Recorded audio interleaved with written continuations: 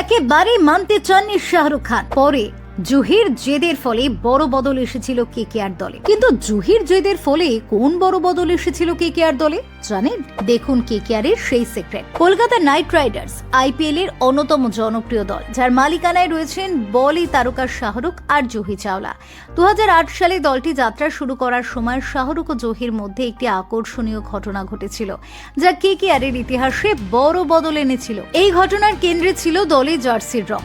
প্রথমে শাহরুখ চেয়েছিলেন জার্সির রং হবে কালো ও সোনালী, একটি স্টাইলিশ ও শক্তিশালী সমন্বয়। তবে জুহি চাওলা এই রঙের বিরোধিতা করেন। তার বিশ্বাস ছিল কালো রং অশুভ এবং এটি দলের ভাগ্যে নেতিবাচক প্রভাব ফেলতে পারে। লিভিং উইথ কেকেআর নামে একটি তথ্যচিত্রে এই ঘটনার বিস্তারিত উঠে আসে। জুহির স্বামী ও কেকেআর এর সহমালিক জয় মেহতা জানান, 2009 সালে দক্ষিণ আফ্রিকায় আইপিএল এর দ্বিতীয় আসরে দলের ব্যর্থতার পর জুহি এই বিষয়ে উদ্বেগ প্রকাশ করেন। তিনি বলেছিলেন, কালো রং আমাদের জন্য দুর্ভাগ্য ডেকে আনছে। শাহরুখ এবং জয় প্রথমেই কথা উড়িয়ে দিয়ে হেসেছিলেন, বলেছিলেন এসব বাজে কথা।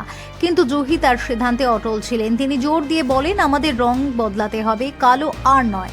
তার এই জেদের কাছে শেষ পর্যন্ত শাহরুখকে নতি স্বীকার করতে হয়। ফলে কেকেআর এর জার্সির রং পরিবর্তন করে বেগুনি ও সোনালী করা হয়।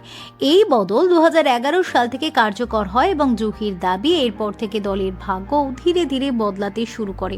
আকর্ষণীয়ভাবে 2012 সালে বেগুনি জার্সিতে খেলে কেকেআর প্রথমবার আইপিএল শিরোপা জেতে, গৌতম গম্ভীরের নেতৃত্বে চেন্নাই সুপার কিংসকে হারিয়ে। এরপর 2014 এবং 2024 সালেও তারা শিরোপা জিতেছে, যা এই রঙের সঙ্গে তাদের সাফল্যের একটি সম্পর্ক তৈরি করেছে। শাহরুখ প্রথমে জুহির কুসংস্কারে বিশ্বাস না করলেও তিনি দলের স্বার্থে এবং জুহির আবেগের প্রতি সম্মান দেখিয়ে এই পরিবর্তন মেনে নেন। জুহির এই জেদি কেকেআর পরিচয়ে একটি বড় বদল এনে দেয়, যা আজও দলের বেগুনি জার্সি হিসেবে ভক্তদের কাছে প্রিয়।